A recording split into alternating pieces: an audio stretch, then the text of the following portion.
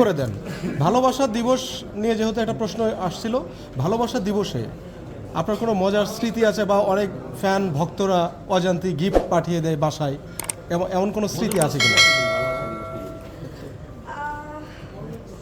ভালোবাসার দিবসটা আমার কাছে মনে হয় অনেক লজ্জা লাগে, কারণ মনে হয় কি এটা মনে হয় শুধুমাত্র প্রেমিক প্রেমিকাদের জন্য। আমার আগে ছোটবেলায় মনে হতো যে আল্লাহ যারা প্রেম করে তাদের জন্য মনে হয় আগে এই জিনিসটা আমার খুব লজ্জা লাগতো।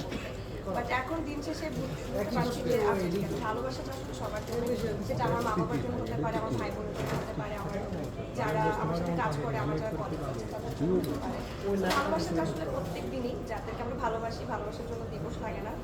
তো এটাই। আর এখন গিফট পাওয়ার থেকে বেশি ভালো লাগে যদি কেউ আমাকে একটু সুন্দর করে আমার প্রশংসা করে কিংবা সুন্দর দুটা কথা বলে, সেটা শুনে বেশি ভালো লাগে।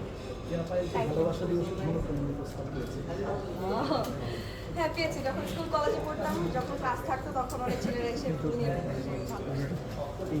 Thank you so much.